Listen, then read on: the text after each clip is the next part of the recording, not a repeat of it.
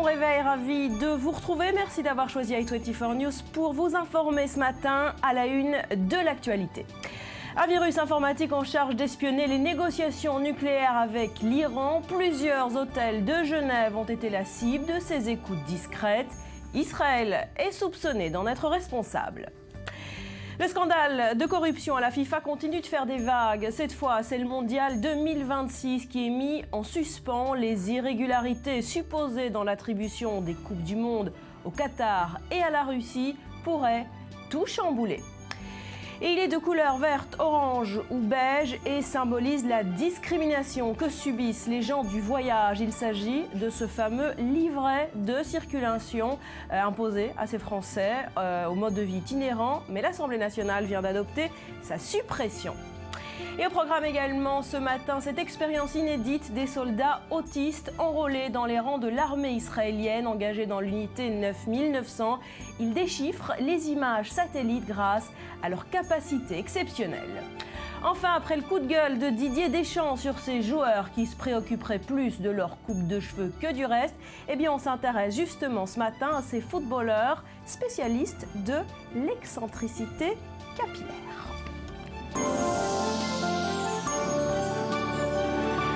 Bienvenue à tous. Un virus informatique aurait donc été utilisé pour espionner les négociations sur le programme nucléaire iranien qui se tiennent en Suisse depuis plusieurs mois. C'est en tout cas ce qu'affirment des chercheurs de la société de sécurité informatique Kaspersky Lab. Une surveillance discrète qui pourrait venir d'Israël. Chloé Demoulin. Un virus informatique pour espionner les négociations sur le nucléaire iranien, et cela à la solde de l'État d'Israël. C'est ce qu'affirme une société informatique basée en Russie. Les chercheurs de l'entreprise ont détecté le virus sur leur propre réseau interne et sont remontés vers d'autres victimes dans les pays occidentaux, au Moyen-Orient ou en Asie. Il s'agirait d'une nouvelle version d'un logiciel d'espionnage très sophistiqué baptisé Duqu. Un programme très difficile à détecter car il ne change aucun des réglages des ordinateurs et des réseaux informatiques auxquels il s'attaque. Opposé à tout accord avec l'Iran, Israël est particulièrement attentif au développement de l'accord entre la République islamique et les pays du 5+1. Genève ou encore Vienne, plus récemment, leurs négociations ont peut-être été espionnées. Ce n'est pas la première fois que des questions de cyberattaques surgissent dans le dossier du nucléaire iranien. À l'automne 2010, le programme de la République islamique, en particulier ses centrifugeuses, avait été visé par un virus.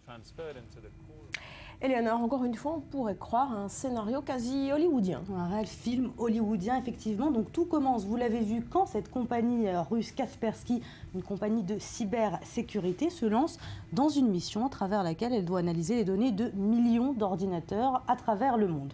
Parmi les hôtels testés à travers le monde, rien, pas de traces de piratage, sauf 3 hôtels de luxe européens.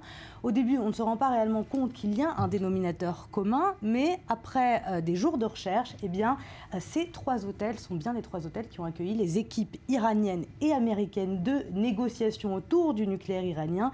Et donc, évidemment, là, les yeux se tournent vers Israël. Alors justement, côté israélien, on a réagi à ces révélations? Alors, les officiels israéliens ont nié toute implication dans cette histoire. Ils reconnaissent surveiller de près tout ce qui porte sur le nucléaire iranien et sur l'Iran, mais ils n'ont jamais évoqué l'existence d'un logiciel, du premier logiciel de renseignement Duqu, ni de celui-là qui est nommé Duqu 2. Alors ce n'est pourtant un secret pour personne qu'Israël veut à tout prix empêcher n'importe quel accord avec l'Iran. Enfin, Israël est pour un accord avec l'Iran, mais un accord où l'Iran promettra évidemment de renoncer à l'arme nucléaire, ce dont on est loin aujourd'hui. Les Américains, jusqu'à très récemment, semblaient partager cette vision, et puis récemment, avec la montée au pouvoir du nouveau président Hassan Rouhani, considéré comme plus modéré. Vous savez que les Américains et l'Iran se sont rapprochés et ont donc entré dans plusieurs rounds de négociations, ce qui énerve énormément les Israéliens.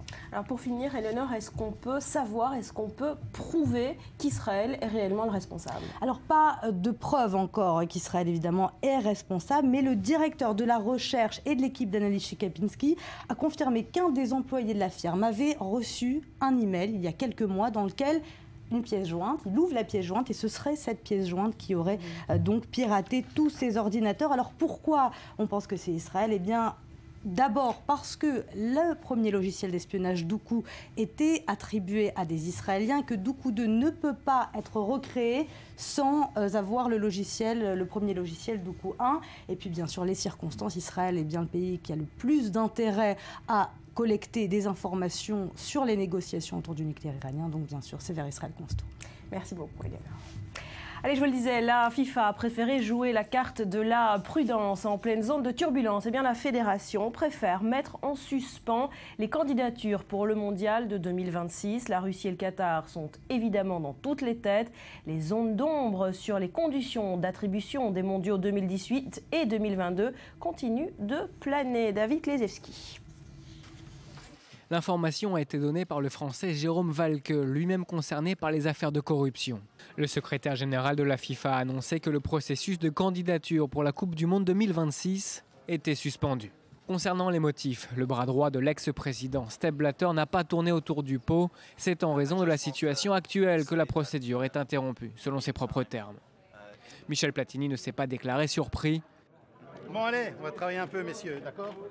Mais il a affirmé avec ironie qu'il n'avait pas plus de précisions à communiquer.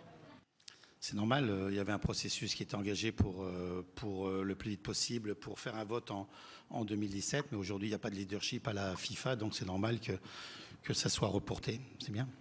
J'en apprends autant que vous. Je mets alerte FIFA sur mon téléphone, donc j'en sais autant que vous en savez, et pas plus ni moins que vous, voilà.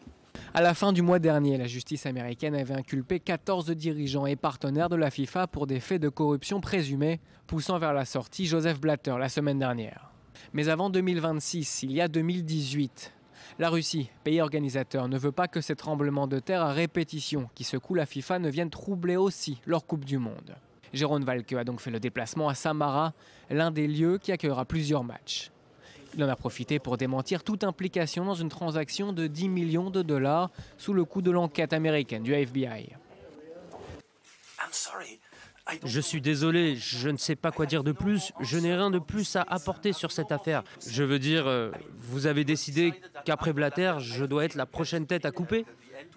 À ses côtés, le ministre russe des Sports Vitaly Mutko, selon qui la candidature de son pays a bien été faite dans les règles.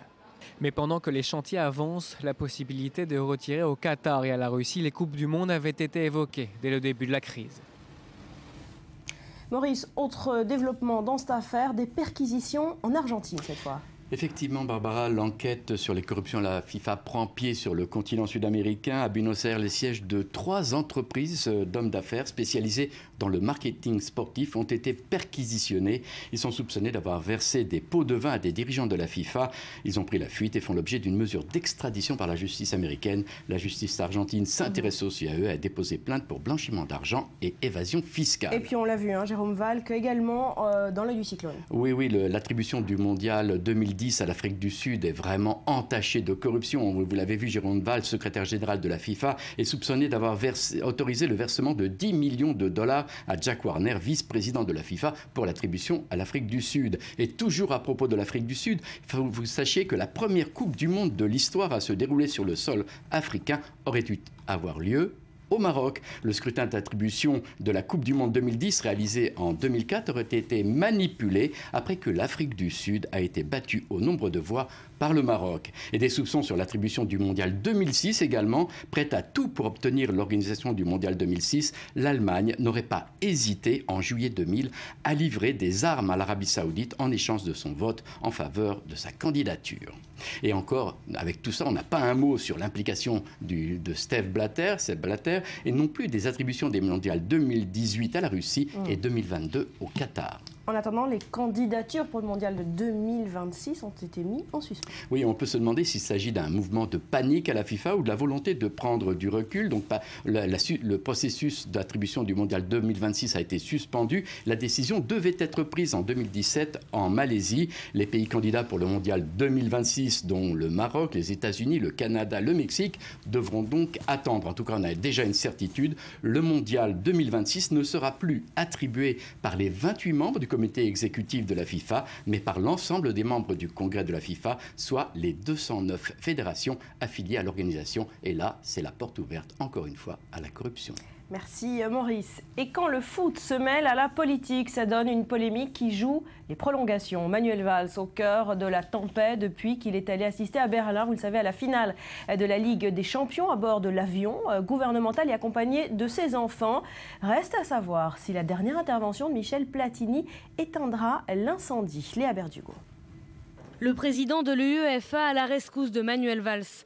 Alors que l'affaire de son aller-retour pour Berlin continue de susciter la polémique, Michel Platini a confirmé la version du Premier ministre français.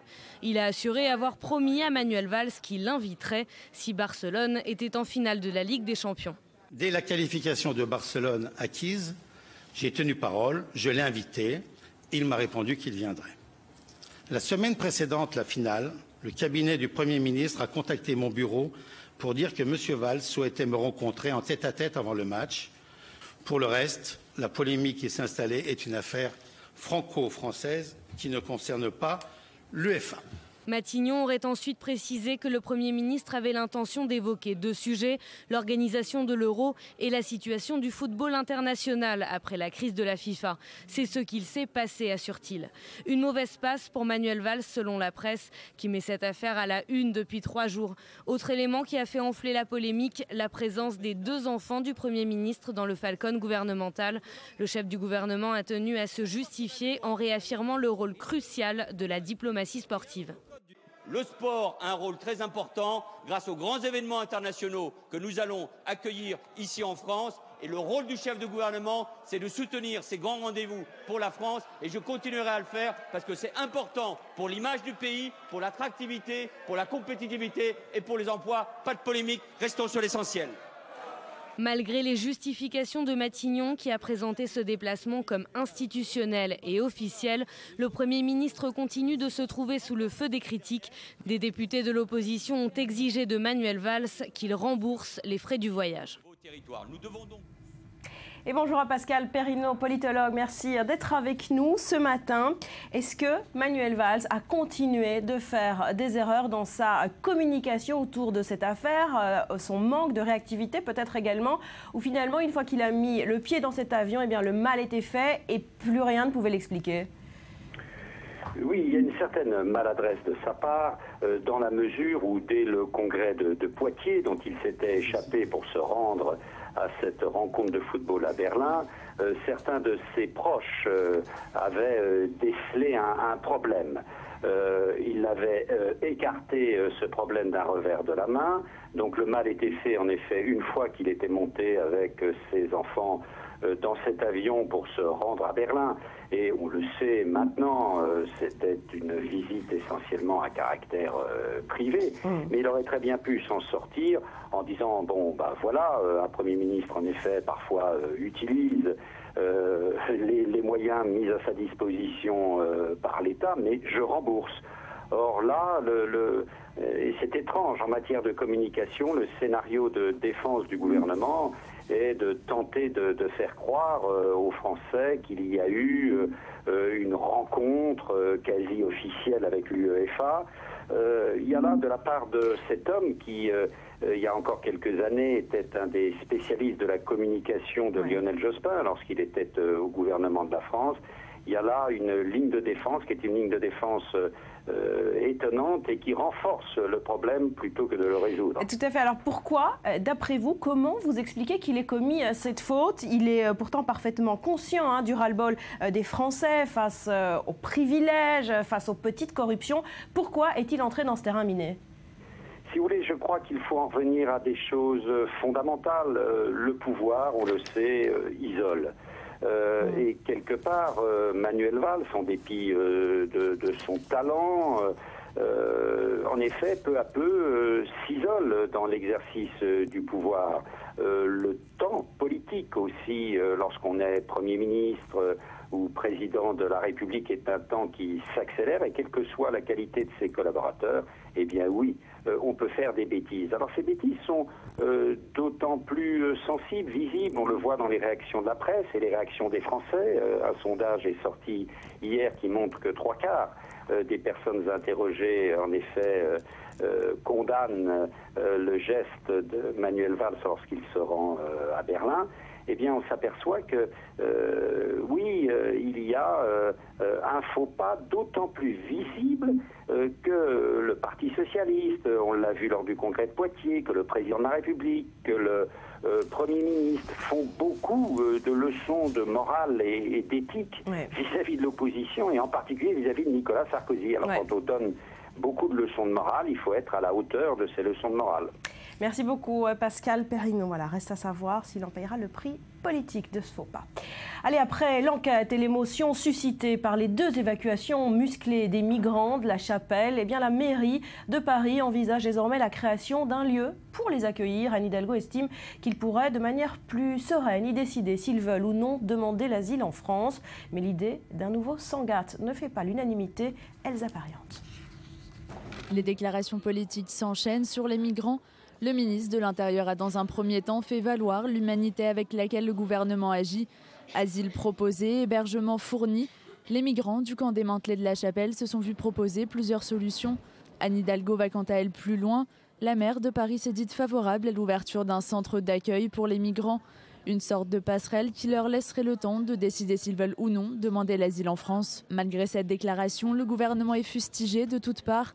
Si Olivier Besancenot parle de mesures racistes et xénophobes, le numéro 1 du Parti communiste a quant à lui accusé l'État d'être défaillant. Mais c'est la tribune de Cécile Duflot qui a eu le plus grand retentissement. C'est un Waterloo moral que dénonce la députée écologiste. Elle interpelle directement le chef de l'État et l'appelle à régler la situation des migrants dans l'immédiat. Un cri d'alarme rapidement contrecarré par Jean-Marie Le Guen pour qu'il y a longtemps que Cécile Duflot a quitté le champ de bataille. À droite, François Fillon estime que les Français attendent que le gouvernement renvoie les clandestins chez eux. La Chapelle, Calais, les évacuations de camps s'étaient faites dans la foulée la semaine passée. Mais c'est aujourd'hui l'évacuation de migrants dans le 18e arrondissement ce lundi qui cristallise débats et invectives à répétition. 84 personnes amenées au commissariat, utilisation de gaz lacrymogène. Les associations et partis de gauche dénoncent une certaine brutalité. Une polémique qui enfle en France tandis que le problème migratoire gangrène l'Italie, la Grèce ou encore Malte. Une situation à laquelle l'Union européenne parviendra peut-être à remédier via sa politique des quotas. Allez, on parle à présent d'une autre minorité qui obtient cette fois une victoire législative. L'Assemblée nationale a voté la suppression du livret de circulation imposé aux gens du voyage, la fin d'une discrimination ancestrale qui faisait de ces personnes itinérantes des Français à part. La mesure doit encore être adoptée par le Sénat. Betsabé, vous nous en dites plus. Oui, alors il s'agit d'une proposition de loi sur le statut, l'accueil et l'habitat donc des gens du voyage qui concerne près de 400 000 personnes en France. Proposition de loi socialiste. D'ailleurs, tous les groupes de gauche l'ont soutenue, mais les Républicains et l'UDI se sont prononcés contre. Alors, quel est l'objet de cette proposition de loi ? Eh bien, tout d'abord, et la mesure dont les médias parlent le plus, c'est cette suppression de ce titre de circulation obligatoire dès 16 ans, une fois appelé carnet de circulation et puis remplacé par le terme de livret de circulation. Il devait être montré, en fait, aux forces de l'ordre lors des réquisitions, et ce, sous peine d'amende. C'est une exception française, hein ? Oui, alors exception française. D'ailleurs, livret de circulation oblige. Eh bien, l'an dernier, le Comité des droits de l'homme de l'ONU, pas moins, avait estimé que la France ne respectait pas le principe de libre circulation des personnes. Et puis, pour en remettre une couche, en novembre dernier, cette fois, c'est la plus haute juridiction administrative de France, le Conseil d'État, donc qui a enfoncé le clou. Il a donné 2 mois au gouvernement pour abroger les articles prévoyant justement cette obligation du livret. Alors, cette suppression du livret n'est pas la seule nouveauté. D'autres dispositions de la loi de 69, celle qui régit le statut des gens du voyage, ont été mises de côté. Alors vous avez par exemple l'obligation d'être inscrit dans une commune de rattachement pour pouvoir voter, ce qui permettait notamment aux autorités communales de savoir un petit peu qui vivait dans sa commune, ou encore le seuil de 3% de la population au-delà duquel le maire peut refuser carrément leur inscription. En outre, le texte favorise l'offre de terrains d'accueil, et oui, pour les gens du voyage qui souhaitent se sédentariser, développement de terrains familiaux, et puis, loin de faire l'unanimité, renforcement des pouvoirs du préfet pour les constructions, au cas où, par exemple, les communes freineraient un petit peu ces constructions pour les gens du voyage. Alors, est-ce qu'il s'agit d'une avancée ? Eh bien, il y a des critiques de la droite. Par exemple, à Yannick Moreau, les Républicains, les mesures votées ne font, je cite, qu'alléger d'un côté les devoirs des gens du voyage envers les communes, alors que celles-ci voient, elles, des efforts administratifs et financiers toujours plus importants. Alors, réaction des gens du voyage, on pourrait croire à un soulagement, mais ils nous expliquent, comme ce pasteur qu'on va écouter tout de suite, que de toute façon, les habitudes avaient changé. Écoutez. Pour nous, c'est la fin d'une époque ou d'une ère par rapport aux gens du voyage. Avec ça, on avait pour nous comme un droit de circuler dans toutes les communes de France ou les villes de France. Parce que maintenant, la plupart des gens sont sédentarisés, ils achètent des terrains, donc avec leur, bien sûr, c'est leur domicile. Ou alors il faut avoir donc une commune de rattachement avec un numéro qu'on appelle un CCAS, qui veut dire donc commune de rattachement avec une boîte postale. Voilà, merci Betsabé. On rappelle que la mesure doit encore être adoptée par le Sénat. Cette question à présent, faut-il sauver la Grèce pour sauver l'Europe? C'est la question qui plane sur Bruxelles en ce moment, alors que les tensions remontent entre l'Union et Athènes.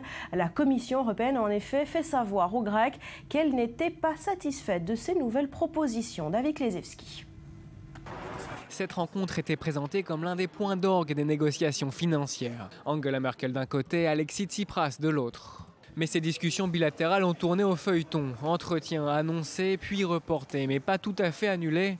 C'est finalement par déclaration interposée que les plus hauts dirigeants se sont exprimés. Nous n'avons pas encore fixé de date, mais si le ministre grec veut parler avec nous, nous allons bien sûr le faire. Les pourparlers avec les 3 institutions doivent continuer. Le but est de maintenir la Grèce dans la zone euro. Mon approche consiste toujours à dire que si on veut, on peut. Quand on veut, on peut. La chancelière allemande ironise sur l'issue des négociations, même si Athènes continue d'afficher son optimisme. Je crois que les discussions d'aujourd'hui vont être très utiles pour solidifier le processus de ces derniers jours et de ces dernières semaines avant que nous ayons une solution définitive. Mais certaines voix dénoncent un jeu de dupes côté grec qui chercherait à gagner un maximum de temps pour faire plier ses partenaires. Il faut maintenant aller vite, ne pas laisser traîner, ne pas laisser penser à des solutions qui seraient mauvaises. Travaillons, allons vite et concluons. Dernière source de tension en date, la question des déficits autorisés pour la Grèce. Les parties s'étaient entendues sur un taux aujourd'hui contesté par Athènes après volte-face. Face aux propositions et contre-propositions qui se succèdent, la Commission européenne ne masque plus son agacement et affirme que la balle est désormais dans le camp d'Athènes. Mais toutes les parties évoquent une dernière ligne droite dans les négociations. À court terme, l'objectif est d'éviter un défaut de paiement de la Grèce dans seulement quelques semaines, à la fin du mois. Athènes doit rembourser 1,6 milliard d'euros au Fonds monétaire international. La crise grecque occupe en tout cas déjà les esprits du sommet qui s'est ouvert entre l'Europe et la communauté des États d'Amérique latine et des Caraïbes. Myriam, on vient de le voir, la montre tourne pour Athènes. Plusieurs réunions s'enchaînent. La dernière en date, hier soir, Merkel, Tsipras, Hollande. Comment s'est-elle déroulée? Effectivement, et c'est donc la 3e réunion en moins d'un mois. Et puis les sourires étaient là sur tous les visages. Le message politique est aussi important que les compromis qu'on essaye d'obtenir dans ce genre de réunion. La dernière en date, vous l'avez dit, avec Angela Merkel, François Hollande et Alexis Tsipras, le Premier ministre grec. L'objectif affiché, c'était de trouver un scénario de compromis. Un scénario plus qu'un compromis. Parce qu'on sait aujourd'hui qu'on se dirige vers une solution, même si le bras de fer est toujours virulent entre Berlin et Athènes. On a également pu voir la mise en scène de réconciliation entre Jean-Claude Juncker de l'Union européenne et Alexis Tsipras après des déclarations assez agressives lors du dernier G7. La volonté est sans aucun doute à l'apaisement, même si on attend toujours de la part d'Athènes un engagement plus ferme en ce qui concerne le marché du travail et la baisse des retraites.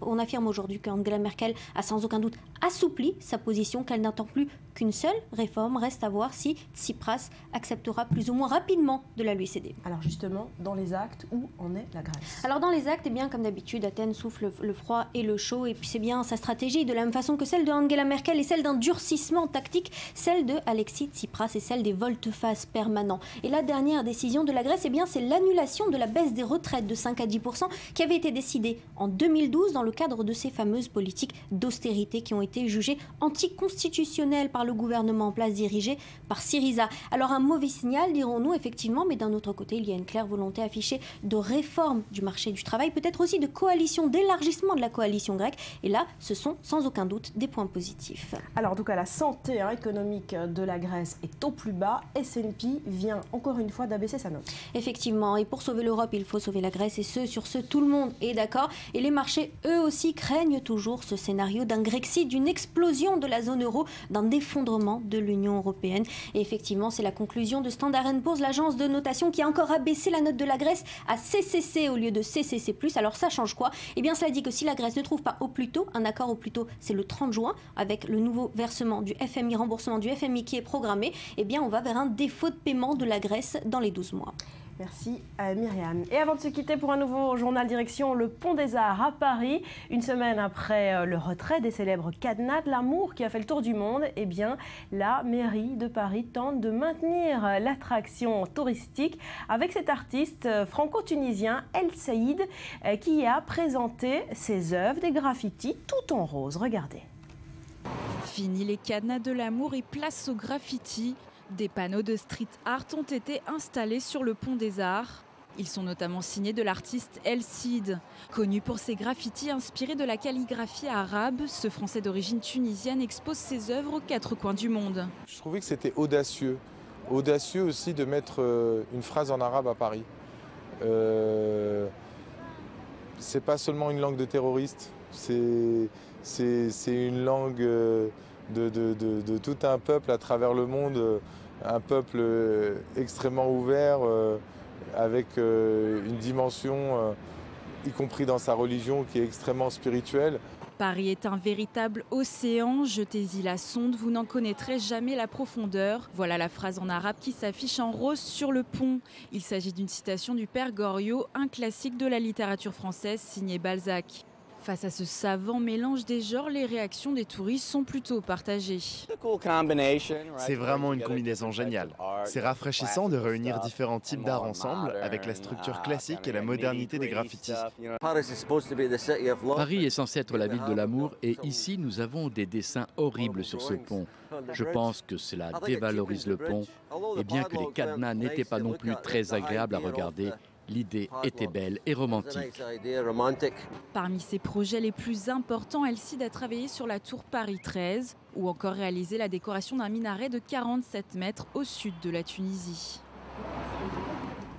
Voilà, et on vient de l'apprendre, on en parlait après plusieurs jours de polémique. Eh bien, Manuel Valls s'engage ce matin à rembourser 2 500 € pour le vol de ses 2 enfants vers Berlin pour assister à ce match de foot. Voilà pour cette information de dernière minute à suivre. On parle de l'Irak et d'un éventuel changement de stratégie des Américains. Restez avec nous tout de suite. Le point sur l'actu avec Sarah Gaudron.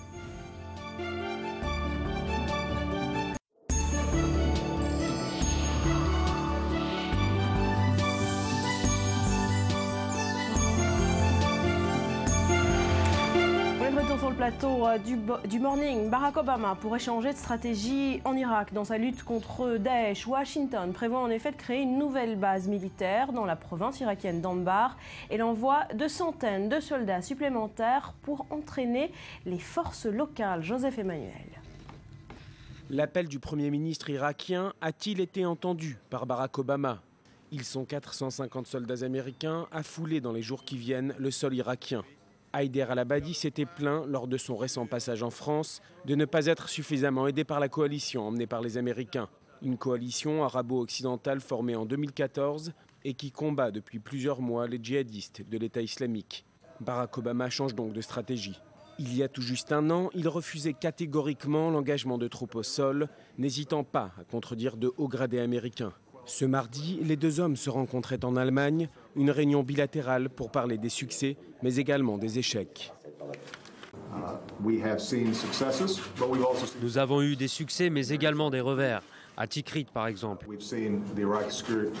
Nous avons vu les forces de sécurité irakiennes opérer très efficacement avec la coalition internationale pour repousser l'État islamique. Mais plus récemment, à Ramadi, nous avons vu Daesh concentrer ses forces pour gagner du terrain à court terme. 450 soldats américains supplémentaires pour accélérer la formation des troupes irakiennes en très grande difficulté face à Daesh qui ne cesse de gagner du terrain. Cette décision n'étonne pas les spécialistes militaires qui affirment depuis un moment que le déploiement de troupes au sol est une étape inévitable. De son côté, la Maison-Blanche parle d'améliorer les capacités et l'efficacité des partenaires sur le terrain. Mais comme il y a quelques mois, elle précise que les soldats, qui rejoindront les 3100 soldats déjà présents en Irak, ne participeront pas aux opérations de combat au sol. Ali Waken, notre spécialiste du monde arabe, bonjour, merci d'être avec nous. Est-ce qu'on peut réellement parler d'un changement de stratégie américaine en Irak, une stratégie qu'Obama a toujours promis d'éviter? Non, j'imagine Barack, on a entendu les propos de Barack Obama, mais j'imagine qu'il y avait une clause politique qui n'a pas été mentionnée pour ne pas embarrasser le Premier ministre irakien. Les Américains n'apprécient pas le fait que Haïdar al-Abadi devient une seconde édition de Nouri al-Maliki, voire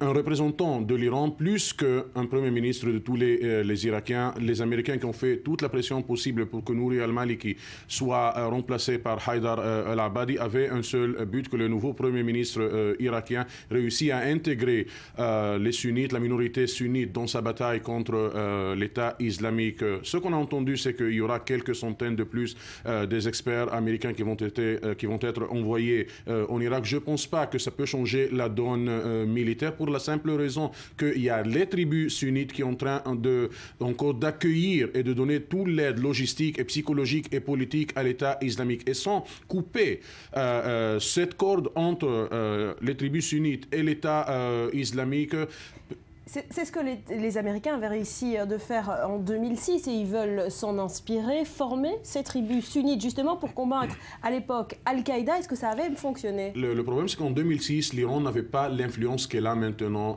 sur le régime irakien, sur le parti en pouvoir, le parti d'Al-Dawa, dont la très grande majorité de ce leader en exil était en Iran, avait reçu toute l'aide politique financière de l'Iran. Et la grande question des Américains, comment est-ce que soutenir Haïdar al-Abadi, comment soutenir un gouvernement qui s'avère très chiite et non pas à titre national, et ne pas agacer ses alliés sunnites de l'Arabie saoudite et les autres pays arabes. Pour finir rapidement, Ali, est-ce que cette nouvelle stratégie, ces nouveaux soldats, cette nouvelle base militaire va suffire à stopper l'avancée de Daesh en Irak?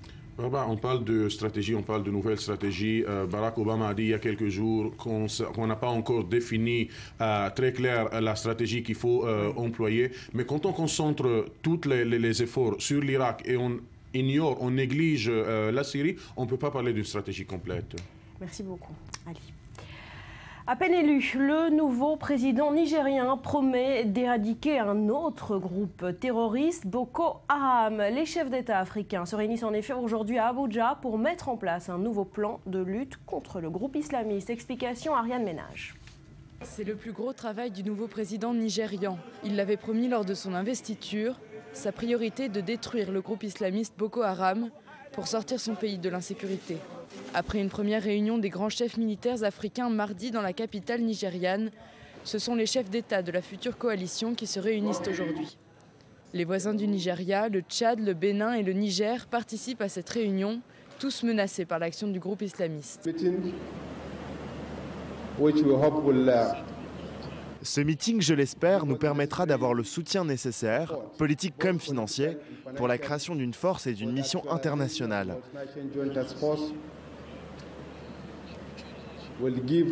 J'espère qu'il enverra un message clair au reste du monde et à nos alliés, que c'est le moment de nous soutenir et de faire preuve d'un engagement total dans la guerre contre le terrorisme.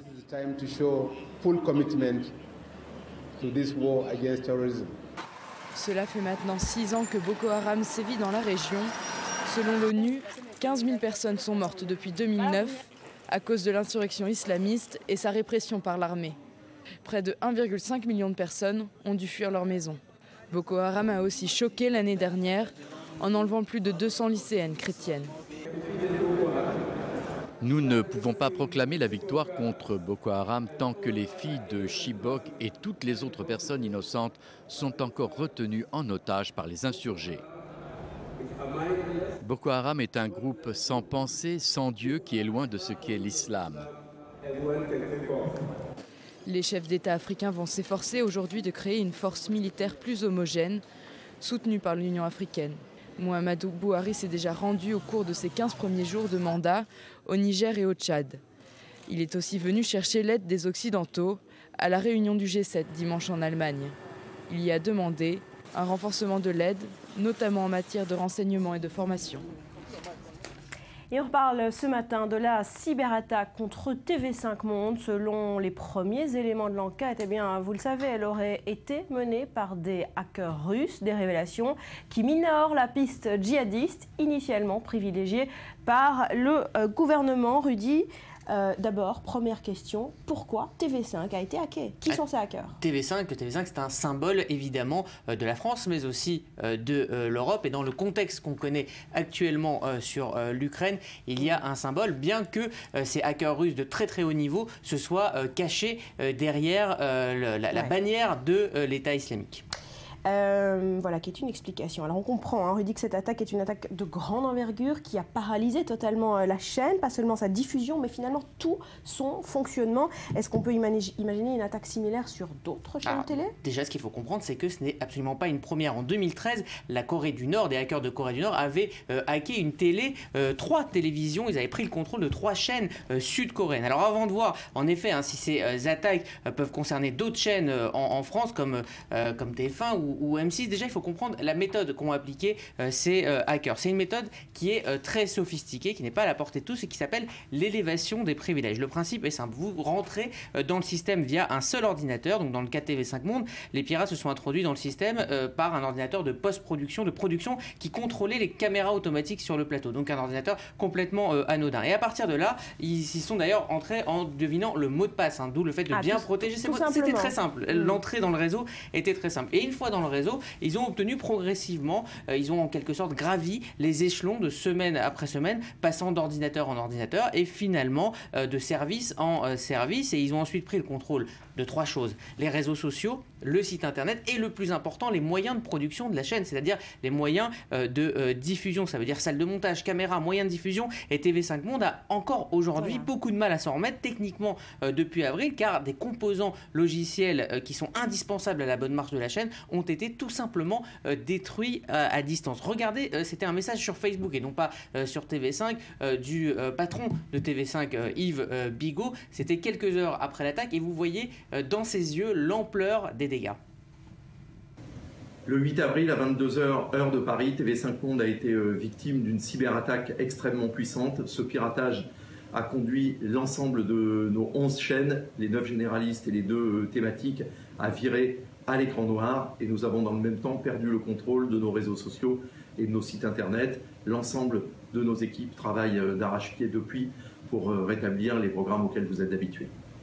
Voilà, une attaque de grande envergure. Est-ce que le problème, c'est le manque de protection de ces chaînes de télé? Il faut en attendre d'autres cas? Alors, si on regarde les cas des télés françaises, il y a 2 cas. Les chaînes publiques ou la radio publique, hein, comme France Télévisions ou Radio France, elles sont très surveillées car elles entrent dans le cadre de la sécurité nationale. Les chaînes sont conseillées par une agence qui s'appelle l'Agence nationale de la sécurité des systèmes d'information. Et en fait, hein, leur sécurité est tout simplement une affaire d'État. Pour les autres, les chaînes privées, TF1 ou M6 par exemple, alors il existe bien évidemment des postes, hein, de directeur de la sécurité informatique, mais ces personnes ne sont pas au plus haut dans l'entreprise. Elles ne siègent pas au comité exécutif de la chaîne, ce qui montre effectivement que c'est un sujet qui est considéré, en tout cas avant à ce qui est arrivé à TV5, comme quelque chose de secondaire.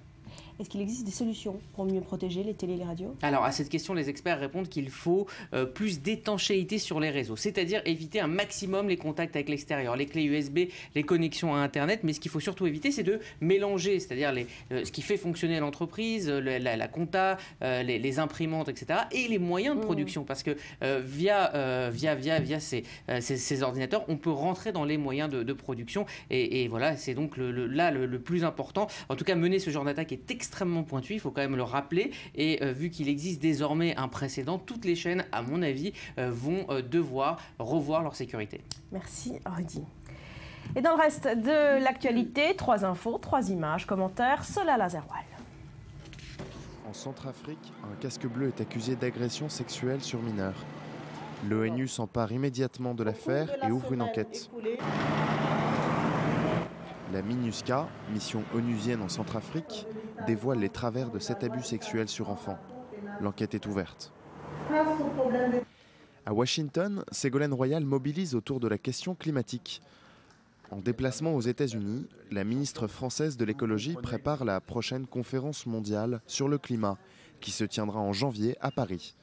Il faut bien comprendre que ce n'est pas seulement un accord qui est recherché. Son objectif, accélérer la prise de conscience pour que la COP21 soit un succès international. Des financements performants. Le football au centre de toutes les discussions. Les rues de Santiago annoncent la ferveur pour la Copa América. Au Chili, des danseuses de cabaret nous font oublier le scandale de la FIFA et la finale de la Ligue des Champions pour célébrer le ballon rond. Peut-être une bonne nouvelle pour tous les phobiques des piqûres. Une nouvelle technique au laser pourrait remplacer les aiguilles pour tous nos vaccins. Betsabé, vous nous en dites un petit peu plus. Alors il va falloir quand même être un petit peu patient. On nous dit que ce nouveau vaccin pourra être utilisé chez l'homme d'ici quelques années quand même. Alors pour l'instant, cette nouvelle méthode n'a été expérimentée avec succès quand même que sur des souris. Il s'agissait de traiter un mélanome, un cancer de la peau. Donc comment? Alors actuellement, il faut comprendre qu'un vaccin est donc injecté avec une aiguille qui traverse le derme et libère donc la solution vaccinale dans l'hypoderme ou dans le muscle. Comme chez nos souris, au lieu d'être injecté, le vaccin a été administré en fait grâce à un laser du genre de ceux qu'on utilise en chirurgie esthétique. Laser qui va creuser des sortes de micropores dans la couche externe de l'épiderme. Ensuite, il ne reste plus qu'à appliquer la solution vaccinale localement. Or, eh bien, sur les souris, la méthode a été efficace non seulement en thérapie, mais aussi, bonne nouvelle, en prévention aussi. Elle pourrait s'appliquer en plus à toutes sortes de vaccinations contre des agents bactériens ou viraux. Je vois, ça vous fait sourire. Alors d'ailleurs, des laboratoires se sont déjà manifestés pour poursuivre ce développement et mener des essais cliniques chez l'homme. Et on les comprend, puisque non seulement ce nouveau vaccin permettrait de se passer des adjuvants tels que les sels d'aluminium qui font polémique régulièrement, mais en plus, bien sûr, il résout ce problème de l'aiguille qui ne plaît pas surtout aux enfants, mais aussi à quelques-uns d'entre nous, moi la première concernée. Voilà, je souriais parce que je pense à mes propres phobies, je n'ai pas celle de l'aiguille, j'en ai plein d'autres. On va poser la question à un spécialiste, professeur Antoine Pellissolo. Merci d'être avec nous ce matin. Vous êtes médecin, psychiatre, chef de service au CHU Henri Mondor à Créteil et auteur de Les phobies. Faut-il en avoir peur aux éditions Le Cavalier Bleu? Alors, à partir de quand est-ce qu'on peut parler réellement de phobie? Oui, bonjour. Alors, la différence entre la peur un peu excessive et la phobie, c'est vraiment la perte de contrôle. Le moment où on sait qu'on doit faire quelque chose, aller quelque part, ou là, en l'occurrence, avoir un vaccin, une piqûre, mais qu'on ne peut pas, c'est-à-dire que, grosso modo, le corps lui-même s'oppose. La phobie prend le contrôle, d'une certaine manière, de votre raisonnement. Vous ne pouvez plus agir, la peur est plus forte que vous. Est-ce que ça peut passer tout seul ou il faudra forcément passer par une thérapie ou une intervention quelconque? Non, ça peut effectivement passer tout seul. Et le plus souvent, c'est ça qui se passe, surtout chez les enfants, parce que notamment la peur des piqûres, c'est souvent les enfants au départ. Heureusement, avec un tout petit peu de recul, en laissant passer un peu de temps, et puis surtout avec des conseils qui sont très souvent de rassurer tout simplement, et d'essayer de faire des choses plus calmement, ça passe. Par contre, certains vont rester, voire s'aggraver dans leur phobie, et là, c'est bien d'avoir une aide extérieure. Voilà qui est dit. Merci beaucoup, professeur Pellissolo. Le titre de votre dernier livre, celui qu'on a vu à l'écran il y a quelques minutes, un ouvrage paru en février, ça s'appelle donc « Dépression, s'enfermer ou s'en sortir », publié aux éditions Muscadet. Allez, à suivre cette expérience inédite des soldats autistes enrôlés dans les rangs de l'armée israélienne, engagés dans l'unité 9900. Eh bien, ils déchiffrent les images satellites grâce à leur capacité exceptionnelle. Ce sera donc après un nouveau journal avec Sarah Gaudron.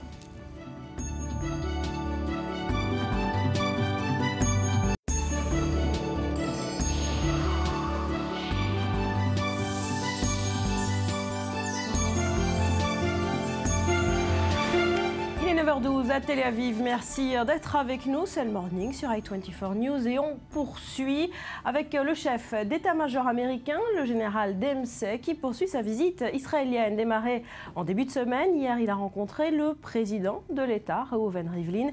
Résumé en images, Myri Maman.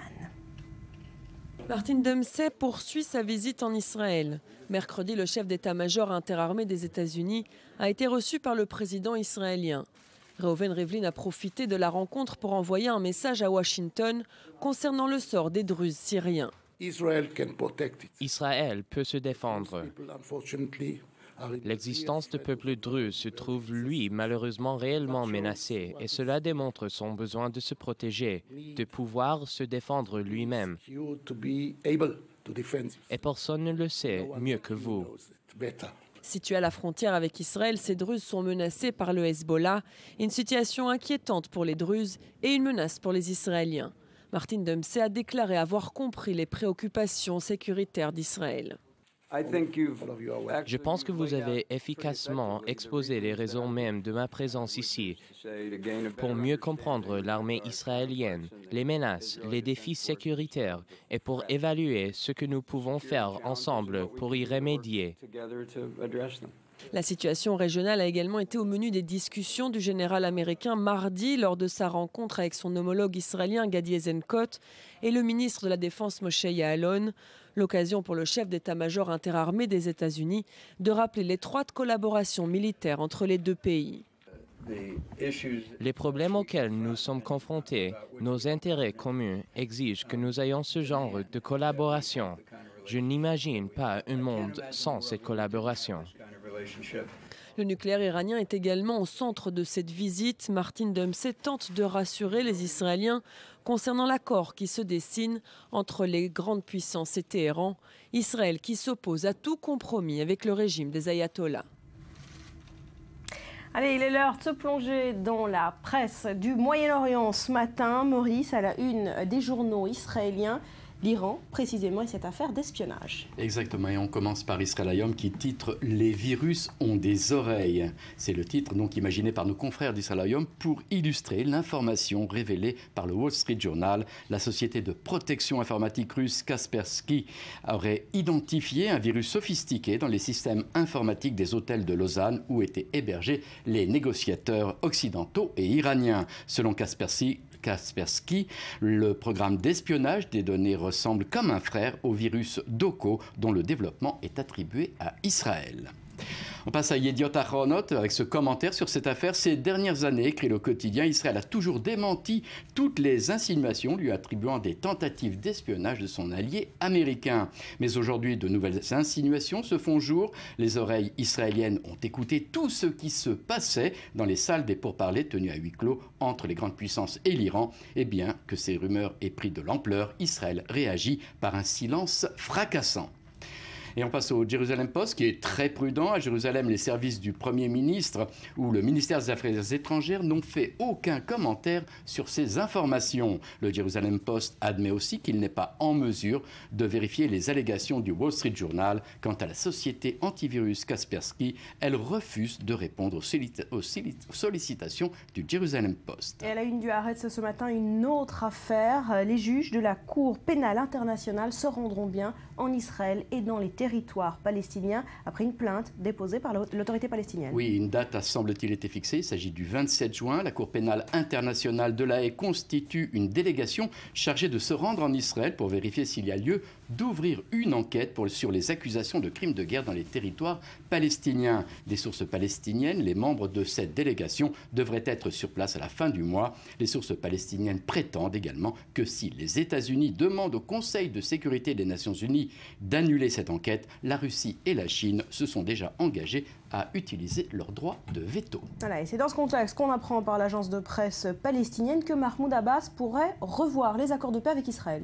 Effectivement, l'agence de presse presse palestinienne Mahan publie un communiqué laconique par lequel le président de l'autorité palestinienne appelle en effet à réexaminer les accords politiques, économiques et sécuritaires conclus avec Israël. Lors d'une conférence de presse à Belgrade, Mahmoud Abbas a affirmé qu'Israël doit cesser de violer les accords conclus, de construire dans les territoires et doit libérer les détenus palestiniens. L'agence de presse palestinienne souligne que Mahmoud Abbas rejette toute forme de résolution temporaire concernant les frontières du futur État palestinien. Et on termine, Maurice, par un détour par la Jordanie. Oui, un petit détour dans le royaume hachémite. Les dignitaires religieux jordaniens chargés d'émettre des décrets condamnent la destruction de forêts dans le royaume. Les arbres permettent de la survie de l'humanité et ceux qui les détruisent doivent être condamnés, affirme-t-il, et les dignitaires de citer le prophète Mahomet, leurs têtes seront vouées à l'enfer. Il faut savoir que la Jordanie est l'un des pays où la forestation est la plus pauvre du monde, moins d'1% du territoire national, alors que la moyenne internationale est de 15%. Près de 1400 coupes illégales ont été enregistrées l'année dernière en Jordanie et 800 procédures de justice ont été engagées.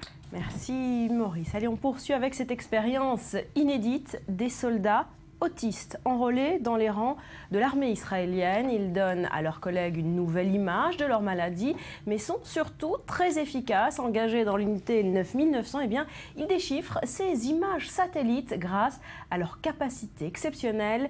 Elsa Mimoun avec Maxime Pérez. QG du ministère de la Défense à Tel Aviv. Cette unité de renseignement de l'armée israélienne est tout aussi spéciale dans les informations qu'elle traite que par les soldats qui la composent.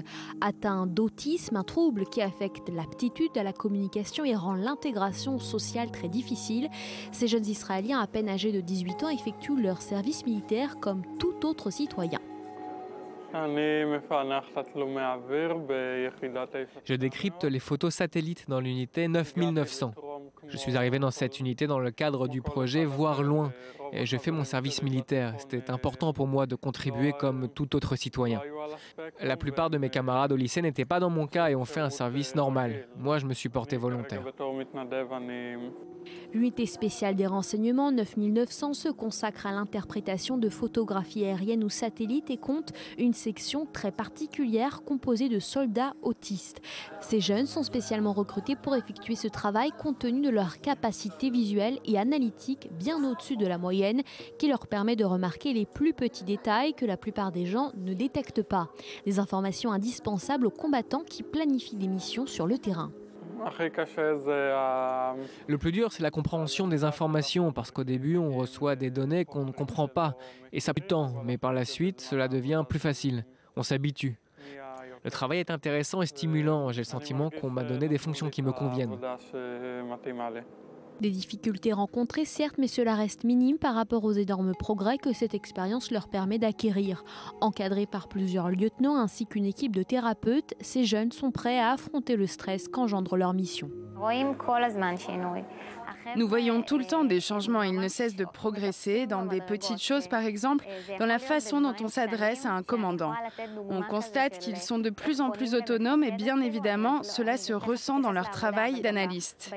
Ce qu'il y a de particulier chez eux, c'est qu'ils restent au sommet de leur capacité pendant une longue période. Des soldats qui ne connaissaient pas jusqu'à présent des personnes atteintes du syndrome de l'autisme comprennent à quel point ce sont des gens formidables.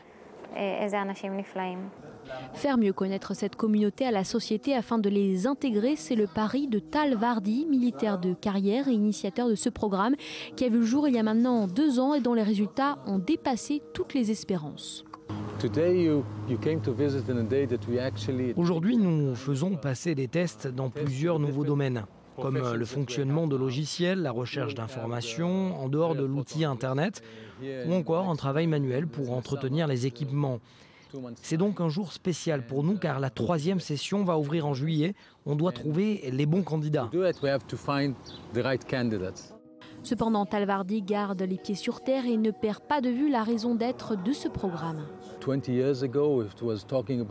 Il y a 20 ans, un bébé sur 1000 ou 2000 était diagnostiqué avec le syndrome de l'autisme. Maintenant, cela a augmenté, on parle de un bébé sur moins de 100, sans que personne ne comprenne le motif exact de cette expansion. Certes, il y a plus de diagnostics, mais il y a effectivement de plus en plus d'enfants touchés. Tout cela montre que nous devons trouver un moyen pour que ces jeunes prennent part à la société. Beaucoup ne sont pas employés, restent à la maison et donc n'ont aucun futur.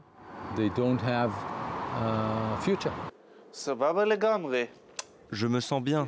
La différence entre le système de l'armée et le civil, c'est que la société est moins patiente avec les autistes et à l'armée, c'est un autre monde pour nous. Je me sens plus sûr de moi.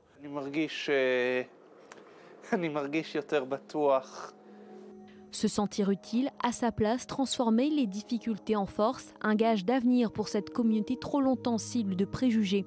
Bien au-delà du projet altruiste, ces jeunes sont une aide sans précédent pour Tsahal et ont trouvé leur place aux côtés de leurs frères d'armes en remplissant une mission capitale pour la sécurité du pays. Elsa, vous signez ce reportage. Alors d'abord, comment est né ce projet? Alors on l'a vu, Tal Verdi, qui est le cofondateur du projet Voir Loin, a en fait rencontré un frère d'armes avec qui il avait fait l'armée il y a quelques années, qui lui a fait part, qui lui a annoncé en fait que ses deux enfants étaient atteints d'autisme et qu'il était très inquiet pour leur avenir. C'est là qu'il s'est dit qu'il souhaitait créer donc cette unité et donc pouvoir permettre à ces jeunes d'effectuer leur service militaire comme tous les autres. Alors comment se passent les sélections? Alors on l'a vu, on était allé le voir donc la semaine dernière, ça se passe à Or Yehuda en fait, le projet est en partenariat avec Kiryat Ono College qui leur met à disposition donc un établissement pour faire passer ces tests. Alors c'est toute une série de tests, c'est un travail similaire à celui qu'ils feront pendant l'armée et la troisième session commencera début juillet et c'est pendant 3 mois et donc ces jeunes seront formés. Alors où se place, Elsa, pour finir, Israël dans le diagnostic, on en a parlé dans le reportage, et la prise en charge de ces enfants autistes, de ces jeunes? Alors il faut dire qu'aujourd'hui, un enfant israélien sur 100 est autiste. Le nombre de diagnostics a été multiplié par 5 entre 2004 et 2011. Donc les Israéliens sont de plus en plus sensibles à ce sujet. Notez également que l'ancien ministre des Finances, Yair Lapid, a fait part a expliqué il y a quelque temps dans un livre que sa fille, Lii, était atteinte également d'autisme, de quoi sensibiliser un peu plus le public. Merci beaucoup. Allez, avant de se quitter pour un nouveau journal, on termine par la belle histoire du jour. À 102 ans, elle obtient le doctorat que les nazis lui refusaient. Ingeborg Selim Rapaport a officiellement reçu son diplôme cette semaine. C'est une pédiatre allemande qui avait été empêchée en 1938 par les nazis de recevoir ce diplôme en raison de ses origines juives. Ariane Ménage. Elle est la plus vieille personne au monde à avoir reçu son doctorat. À 102 ans, Ingeborg Selim est finalement devenue docteur. Un titre qu'elle aurait dû recevoir en 1938. Les nazis lui avaient refusé en raison de ses origines juives. Cette pédiatre centenaire a reçu son diplôme à la clinique universitaire de Hambourg, devant une audience impressionnée. Elle était sans aucun doute une personne très disciplinée et ambitieuse, mais personnellement, une femme extrêmement modeste. Elle est ouverte d'esprit et alerte, ce qui est très plaisant. Ce n'est pas une femme dont le destin très dur a aigri. Au contraire, elle répand une très grande chaleur. Madame Selim avait justement étudié la médecine à Hambourg avant de travailler à l'hôpital israélite de la ville. En 1938, elle rédige sa thèse sur la diphtérie. Son doctorat lui est refusé. Elle émigre alors aux États-Unis. Il devient pédiatre. Aujourd'hui, nous rétablissons un peu de justice, déclarait le président du centre médical d'Hambourg. Et la toute nouvelle diplômée prend cela avec beaucoup d'humour. Honnêtement, je suis contente que ce soit terminé. Je mérite de démissionner maintenant. Elle quitte les États-Unis en 1952 et rentre en Allemagne. Fonde la première charité de néonatologie dans le pays en 1969. Elle vit aujourd'hui dans son appartement du vieux Berlin-Est. Voilà, Maurice, jamais trop tard pour établir la justice. Non, puis les revanches de l'histoire sont toujours émouvantes. Cette femme a fait preuve de ténacité, d'esprit de justice et surtout d'humour. Alors ça intervient pratiquement la même semaine où le Luxembourg s'est aussi présenté ses excuses à la communauté juive pour la déportation des Juifs du Luxembourg. Ça tombe bien. Merci Maurice. Allez, à suivre après un nouveau journal, après le coup de gueule de Didier Deschamps sur ces joueurs qui se préoccuperaient plus de leur coupe de cheveux que du reste, eh bien, on s'intéresse justement à ces footballeurs spécialistes de l'excentricité capillaire, de la coupe mulet à la crête iroquoise. Il s'agit désormais de leur image de marque et à travers le monde, ils font et défont les modes. On en parle juste après un nouveau journal qui vous est présenté par Sarah Gaudron.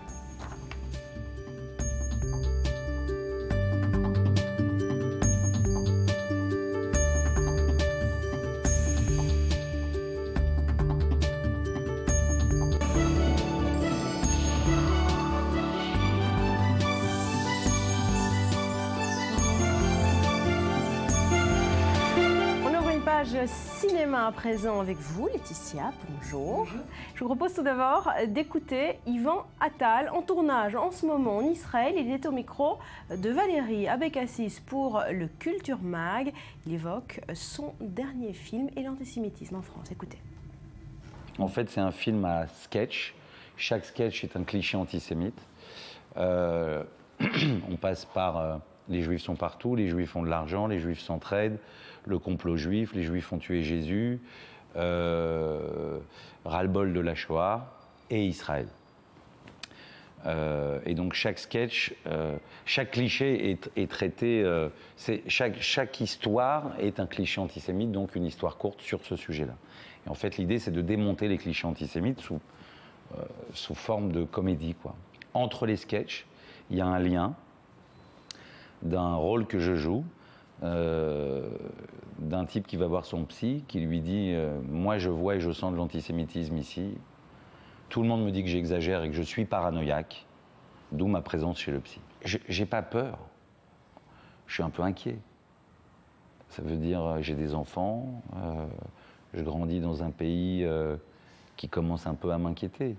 Quand on voit l'armée française devant les synagogues, devant les écoles juives, devant les restaurants cachers, c'est un peu inquiétant. La manière dont est importé le conflit israélo-palestinien provoque énormément d'antisémitisme. Ça veut dire on associe les Juifs à Israël. C'est un prétexte. C'est un prétexte. Ce qui se passe ici, a priori, ne devrait pas avoir de rapport avec la France, avec l'Europe, avec le monde, etc.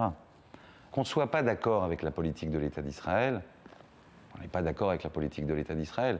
Personnellement, je ne suis pas tout à fait d'accord avec la politique de l'État d'Israël en ce moment. Donc je veux bien admettre que d'autres gens partagent mes idées. Je vois très clairement, bizarrement, je vois très clairement les gens qui utilisent ça, parce que leur problème en réalité, c'est pas du tout Israël. Leur problème, c'est les Juifs. Et ceux-là, on les repère très vite. Voilà, c'est une interview que vous pouvez retrouver dans son intégralité cet après-midi dans le Culture Mag avec Valérie Abécassis.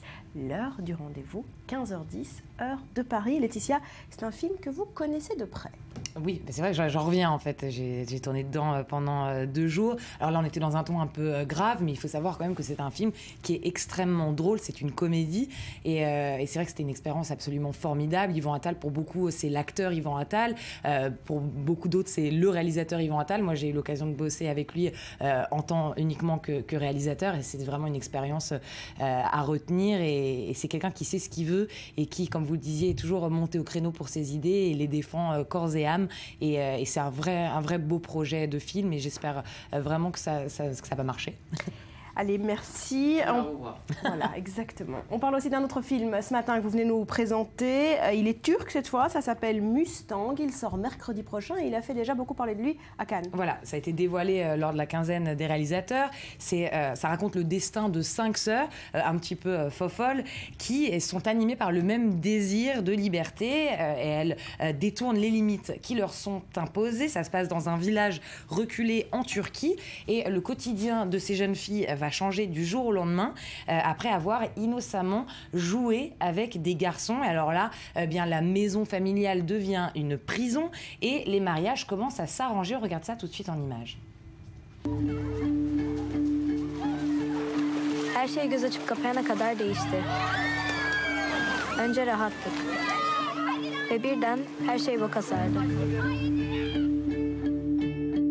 Herkesin diline düşürdünüz bizi. Herkesin enselerini sürtünmüşsünüz. Anne bu kızlar bozuk çıkarsa sorumlusu sensin. Sen babaanneliği demek ki yapamadın demek ki Zambi o kadar yani şimdiye kadar demek ki. Hakkında en ufak bir kuşku olsaydı imkanı yok evlenemezsin yavrum.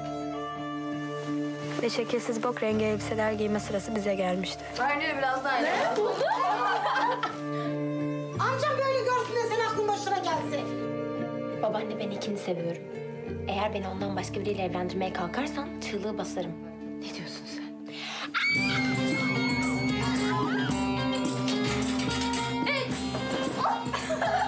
Ve bu beşimizin son defa birlikte oluşuydu.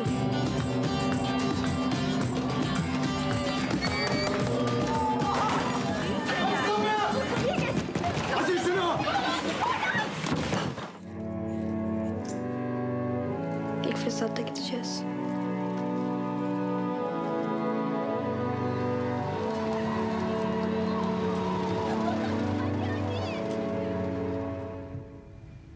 Ça rappelle un peu l'histoire de Virgin Suicide. Voilà, oui, d'ailleurs c'est un premier film pour cette réalisatrice turque qui s'appelle franco-turque, Denise Gamze Ergüven, et on compare donc beaucoup son film depuis Cannes avec Virgin Suicide, qui était le premier film de Sofia Coppola. Mais alors elle a été complètement catégorique par rapport à ça. Elle a dit que en fait Virgin Suicide ne faisait pas partie des films sur lesquels elle s'était appuyée pour construire Mustang, puisque ce film s'était d'abord inspiré de faits réels qu'elle avait réellement vécu. Elle avait un vrai désir avec ce film de montrer le quotidien de ces femmes, ces filles en Turquie. Ça a été tourné en Turquie, c'est en langue turque, mais comme vous le dites, ça a une résonance finalement globale, universelle quant à la démonisation de la sexualité de la femme dans des régions, là en l'occurrence dans cette région, mais ça peut l'être aussi aux États-Unis, en France, un peu partout dans le monde aujourd'hui, malheureusement. Des jeunes femmes en particulier. Merci Laetitia.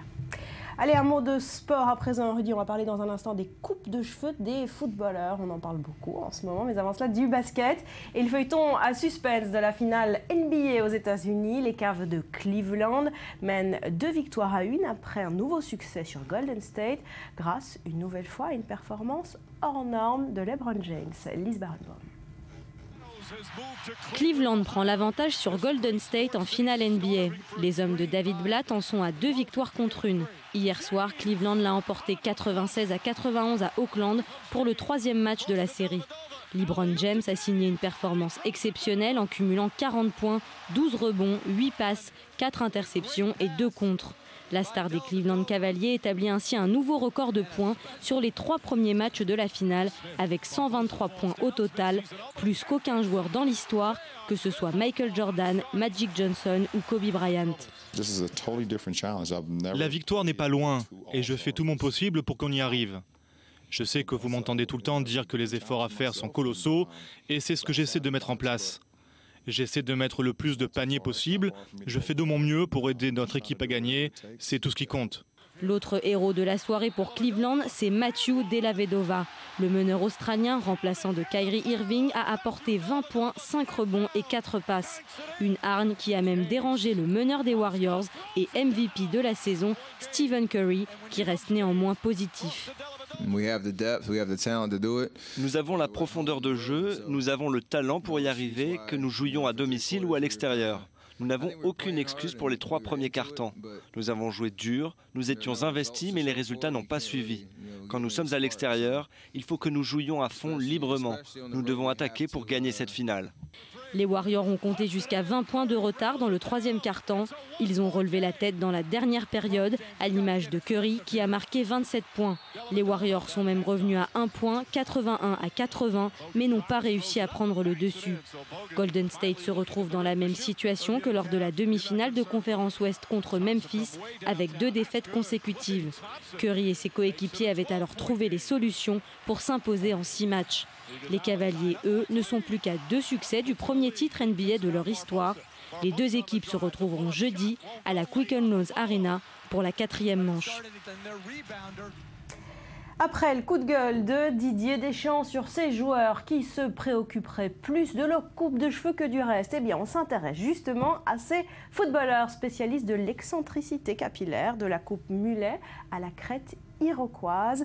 Il s'agit de leur image de marque finalement, Rudy. Oui, c'est vrai, vous le rappelez, dimanche soir, à la mi-temps, la France menée 2-0 par les Diables Rouges et donc Didier Deschamps, vert de rage, qui lâche: vous vous préoccupez plus de vos coupes de cheveux que votre métier. Voilà, la phrase a très vite fait la une de la presse. Et puis finalement, Didier Deschamps a ainsi brisé un tabou. Oui, les coupes de cheveux de footballeurs des années 2010 frôlent le n'importe quoi. Et on va essayer ensemble ce matin de répondre à la question que, en quelque sorte, nous a posée Didier Deschamps. Pourquoi ça, par exemple? Voilà. Alors pourquoi encore ça? Alors à la décharge des joueurs, de ces jeunes joueurs, ils sont jeunes, il faut rappeler que football et excentricité capillaire sont indissociables depuis que le ballon rond est rond. Les fans de l'OM se souviendront avec émotion du mulet de Chris Waddle, le joueur anglais de l'OM, ou encore de la chevelure ébouriffante du merveilleux Carlos Valderrama, le joueur colombien. Mais alors on va revenir à aujourd'hui, et ce qui concerne les Bleus, c'est-à-dire donc cette fameuse coupe, vous l'avez dit, à l'Iroquois. Alors après de longues heures de recherche, je ne vois que deux explications à vous livrer ce matin. La première, c'est tout simplement une mode, mais une mode qui n'a pas été lancée par n'importe qui. Non, une mode lancée par le Spice Boys, David Beckham, qui le seul et unique, qui lui, à chaque grand événement sportif, c'est-à-dire un championnat d'Europe ou une Coupe du Monde, sortait une nouvelle coupe de cheveux. C'est peut-être aussi inspiré par son sponsor pour créer l'événement capillaire. Donc, c'est sa femme, visiblement, c'est Victoria Beckham qui a un peu inventé ces coups marketing. Ouais. C'est vrai. En tout cas, ça a marché. Bon, puis après, donc, autre crête bleue. Voilà, bleu, c'était celle de Djibril Cissé, après il a été suivi. Donc il s'agirait d'une forme d'hommage en fait. Ok, bon, je suis pas tout à fait convaincue. Quelle est l'autre hypothèse? Alors pour obtenir la deuxième explication, là on va se tourner vers le rédacteur en chef du Figaro Sport, Martin Couturier. Il a complètement donné de sa personne, il a sacrifié sa chevelure en allant à la rencontre de Gérald Lerandy. Il s'appelle Gérald Lerandy, mais son nom de scène, c'est Barber G. C'est un coiffeur sculpteur, c'est le préféré des footballeurs, mais aussi des basketteurs et des handballeurs. Il est à Saint-Denis et lui, il a une théorie sur la question. Écoutez-le. Pour certains, ça réalise, on va dire, l'aérodynamisme.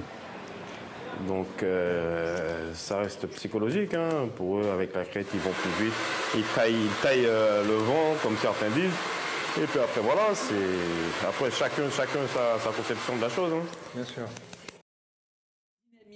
Vous allez me dire, ok, on comprend la crête, mais on ne comprend pas ça qu'on va voir. On va voir cette coupe de cheveux extrêmement étrange portée par exemple par Mathieu Debuchy, c'est-à-dire long en haut et rasé sur les côtés. Alors là aussi, il y a une explication, en tout cas une origine. Cette coupe de cheveux, elle date de la Seconde Guerre mondiale et de la Wehrmacht. Les jeunes Allemands qui étaient enrôlés étaient généralement des jeunes zazous et aux cheveux longs. Donc enrôlés dans l'armée, ils ont voulu garder la longueur en haut et sur le côté pouvoir mettre leur casque en sorte que ça ne déborde pas. En tout cas, Didier Deschamps, lui, a tenu à éteindre la polémique. Non, il adore les coupes de cheveux de ses joueurs, puisqu'il vous le dit. Franchement, que pensez-vous de la coupe de cheveux de vos joueurs, là? Ils sont magnifiques. Je vois des choses différentes, j'adore ça, sincèrement. Et c'est pas ça qui fait marquer des buts ou qui fait en prendre. Donc, ça fait partie de la jeunesse d'aujourd'hui. Moi, j'ai moins de liberté.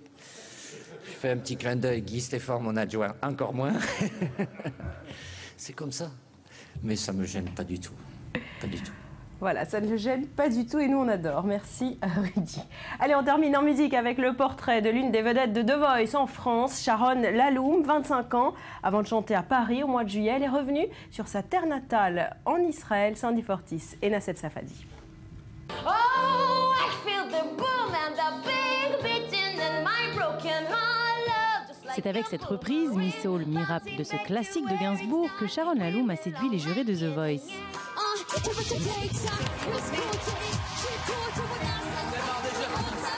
Et qu'elle a fait battre le cœur de Mika.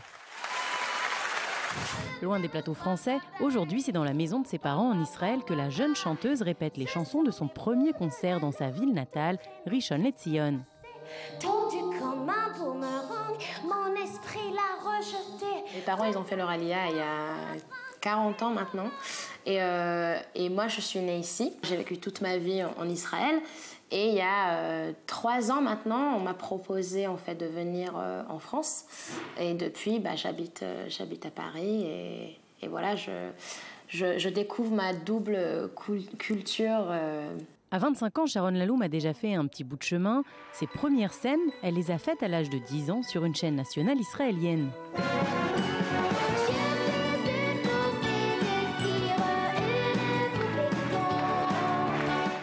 À 21 ans, elle rejoint la troupe israélienne des Voca People, puis la troupe française et fait des tournées dans le monde entier avec le groupe. Le chant, la musique, ça m'a choisi, donc ça a été toujours là. J'avais toujours ce besoin de m'exprimer dans le chant, en écrivant des textes. C'est ce besoin de chanter qui a poussé Sharon à tenter l'aventure The Voice.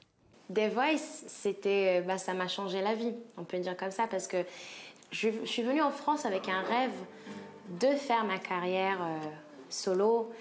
La chose la plus importante que The Voice m'a apporté, c'est de vraiment comprendre que c'est le moment de briller, de enfin faire ma musique. You were here, it was numbed and frozen, I played.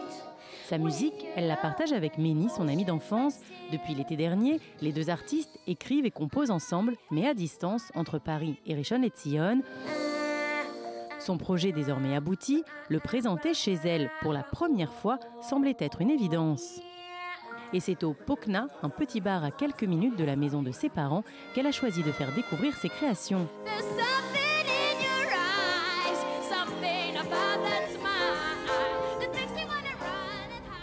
Merci d'avoir été avec nous. Tout de suite, un nouveau point sur l'actu. Passez une belle journée. À demain. Portez-vous bien.